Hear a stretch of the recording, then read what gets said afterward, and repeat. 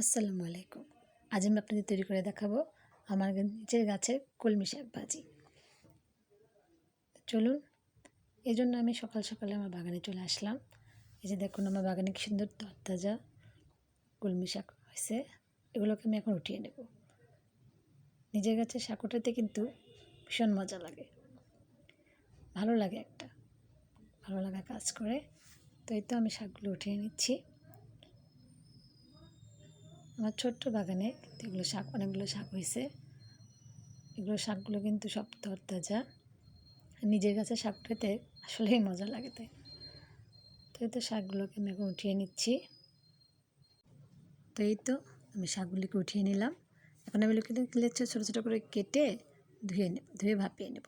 তো এই তো আমি এগুলোকে ছোটো ছোটো করে কেটে নিয়েছি। এখন আমি তার দিয়ে দিলাম লবণ দিয়ে এখন একটা ঢাকনা দিয়ে আমি ঢেকে দেবো শাকটা সেদ্ধ হওয়ার জন্য। তো এই তো আমি এখন লবণ দিয়ে দিয়েছি। এখন আমি ঢাকনাটা দিয়ে দেবো, দিয়ে ভাপিয়ে নেব এটাকে শাকটা সেদ্ধ হওয়া পর্যন্ত। এতে অতিরিক্ত পানি দেওয়ার কোনো প্রয়োজন নাই। শাক থেকে পানি বের হবে এবং সেই পানিতেই সেদ্ধ হয়ে যাবে।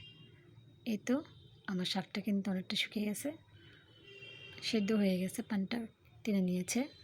এখন এগুলোকে আমি আবার একটু নেড়ে ছেড়ে আর একটু পানি টেনে নেব, যাতে শাকটার ভিতরে কোনো পানি না থাকে, অতিরিক্ত পানি যেন না থাকে। তো এই তো আমার শাকটা টেনে নেওয়া হয়ে গেছে। আমি এখন এগুলোকে ভেজে নেব। এগুলোকে উঠিয়ে নিয়ে ভেজে নেব। এই জন্য কড়াই আমি প্রথমে তেল দিয়ে নিলাম, সামান্য পরিমাণে তেলটা গরম হলে আমি তো দিয়ে দিচ্ছি আমি সামান্য রসুন। তারপর দেবো আমি একটা শুকনো মরিচকে মাঝখানে কেটে নিয়েছি আমি।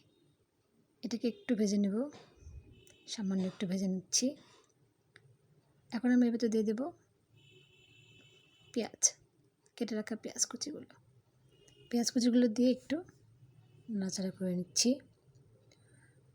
নাড়াচাড়া করার একটু ভেজে নেব, হালকা করে একটু ভেজে নেওয়ার পর এর ভিতরে দিয়ে দেবো আমি একটু কাঁচামরিচ।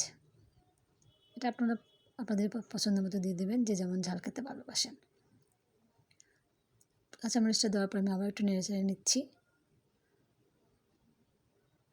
একটু ভাজা হয়ে গেলে এখন আমি এতে দিয়ে দেবো সামান্য পরিমাণে লবণ, কারণ আমার শাকে কিন্তু লবণ দেওয়া আছে।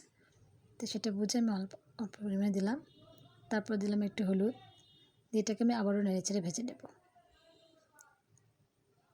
একটু ভেজে নেব, একদম পুড়ে ফেলবো না, বাস একটু কালারটা চেঞ্জ হওয়া পর্যন্ত ভেজে নেব।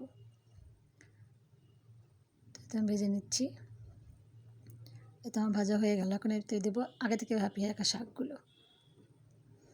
তো এতে আমি দিয়ে দিলাম আমার শাকগুলো, দিয়ে একটু নেড়ে চেড়ে ভালো করে পেঁয়াজের সঙ্গে শাকটাকে মিক্স করে নেব।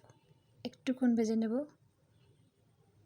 যাতে শাকগুলো তেলের সঙ্গে ভালো করে মিশে যায়। তো এই তো আমার হয়ে গেল। এগুলোকে আমি এখন উঠিয়ে নেব।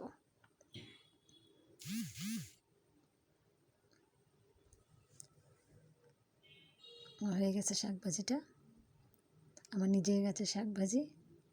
এই তো হয়ে গেছে আমার শাক ভাজিটা। কেমন হয়েছে কমেন্টে জানাবেন। তাছাড়া আসসালামু আলাইকুম।